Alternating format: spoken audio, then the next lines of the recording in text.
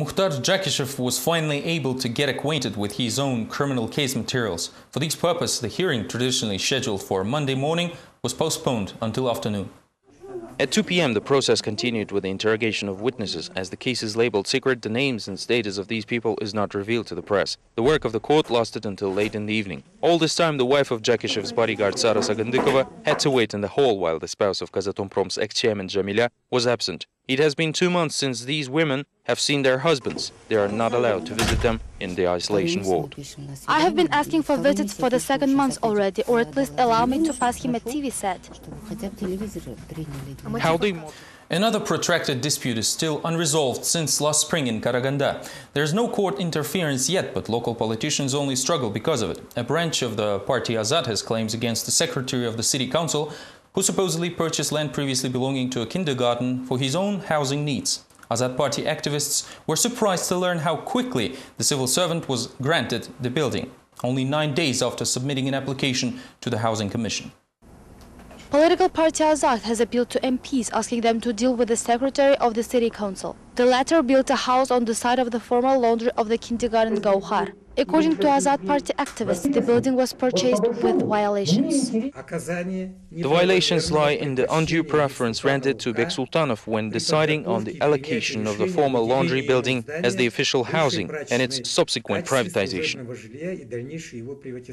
However, it is impossible to call council secretary for disciplinary liability. The limitation period has expired as Beksultanov received kindergarten in 2002 while being a state official in the need of housing. According to our documents, Beksultanov had 3 apartments at the moment he received a part of Gauhar. The opposition is in conflict with the council head since the April of last year. Back then, Kudaybergen Beksultanov said he does not like excuses and that the building was purchased legally. Now he said that it takes time to study documents. I will look at documents and then give you comments. When will that happen? Last year, both MPs and prosecutors have checked Beksultanov's affairs. They did not find any violations. Human rights activist Yuri Gusakov, who was also in the commission, is wondering why a respected party is engaged in such trivial things. They just don't let him go. Well, maybe it's a good thing. I wonder why they chose such a small figure for a regional party branch. Why didn't they choose a governor? Human rights activist says that there are more interesting topics to investigate, for example, the sale of Karaganda Hotel or Akjoltai Sports Complex for knockdown prices. Another good question to consider is the property held by Azad party members themselves. It has been 40 days since the death of our colleague Sayat Shulimbayev. Law enforcement authorities still keep silence on the issue, referring to the interests of the investigation. On Monday, the family of the journalist wanted to meet with the police, but encountered several difficulties. 40 days have passed since the death of journalist Sayat Shulimbayev. A memorial service accompanied with prayers and a supper was traditionally held by a circle of close friends and family in Abay village near Almaty. Well, 40 days have passed since Sayat left us. What can I say? Meanwhile, there is still no official word about the investigation. It is only known that law enforcement agencies question a few dozen people on this case. Referring to the investigation interests, the police do not tell anything to the reporter's family or press. On Monday, for about 4 hours in a row, relatives of Sayat Shulimbayev attempted to have a meeting with the Jetesu Police Department Deputy Chief Kanat Kudikov. The official reacted only to a phone call and set an appointment for the next day. Shulimbayev was killed on the night of December 24th, 2009. This was a double murder, as Shulimbayev's 24-year-old landlord, Shuhrat Bakriyev, was also found dead at the scene.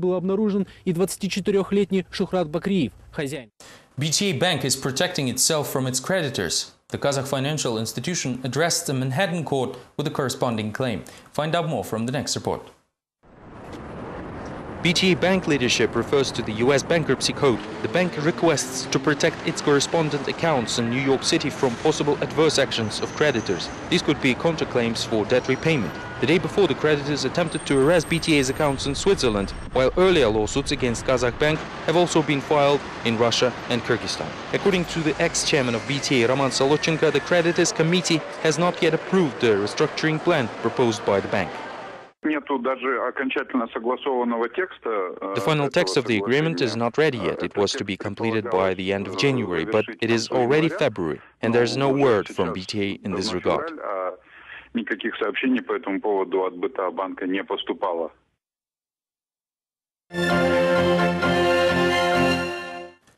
The customs union continues to present new surprises. In the summer, the prices for imported footwear will increase, state market participants. The growth of customs duties would seem to advantage Kazakh producers, but the latter warn that their prices will grow as well. Prices for imported footwear will start to grow soon. With the borders opening and import duties increase, Italian boots and Chinese sneakers may become too expensive for the population of Kazakhstan. However, the Light Industry Association believes that the price increase for import shoes will reduce the price of domestic gear. Economic conditions between importers and manufacturers will be equalized, which means that starting July 1st, the simplified declaration of entry for footwear import will be cancelled because it is a discriminatory measure. Kazakh producers are glad that the competitors' prices will grow. However, the fee will also be increased for raw materials, and thus the domestic shoes will also become more expensive, as the only local component used during their production is fur. They have a very strong raw material base. They have tanneries which produce the same ankle boots, the same canvas that we use for our production. We do not have tanneries, so it will be very hard to compete with them. Leather industry companies export Kazakh raw materials almost for nothing. The country lacks the capacity for tanning leather. Manufacture of boots in Semey is also focused on exports. The market is oversaturated with imported footwear. After all, Kazakhstan ceased to purchase felt boots. Therefore, we have to export them. Otherwise, the factory would also have to stop operating. So far, the domestic producers serve only 1% of the population. All the rest is imported from abroad. Consumers have little choice, either to support Russian producers or wear felt boots from Semey. The popularity of felt boots from Semey can grow for other reasons, namely the continued cold weather in Kazakhstan. On Monday, thermometers in many regions of the country fell to -40 degrees. Classes in schools are cancelled again, while roads are closed in all directions in East Kazakhstan. It is not getting any warmer in Kazakhstan even during the last months of winter. In central and northern parts of the country, the thermometer dropped to -40, while in the east it is sometimes 45 degrees below zero. Kazakhstan faces an anticyclone. Clear, frosty weather without precipitation is expected.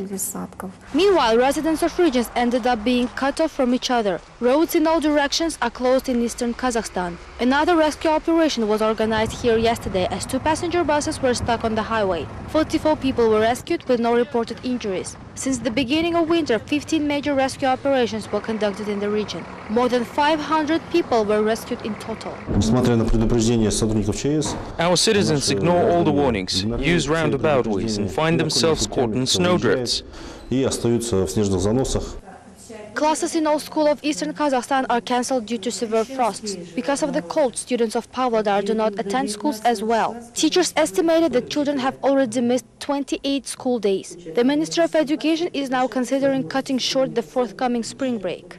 Usually the fourth quarter is just for repeating of the learned material, so I think we can keep up within the schedule. It is now 41 degrees below zero in Ust-Kamenogorsk. The city zoo has prepared thoroughly for the cold winter, but animals, including ostriches, are still trying to warm themselves up by moving around. Yes, the winter is severe, but we have enough feed and animals are in a good nutrition status to spend the season. Unfortunately, wild animals are not as lucky. High snow cover prevents them from finding food on their own. In addition, poachers have become more active in the region. At the moment, forestry institutions of eastern Kazakhstan are trying to help the wild animals by feeding them. These were all latest updates from Kazakhstan for Monday, January the 8th. Thank you for being with us, and goodbye.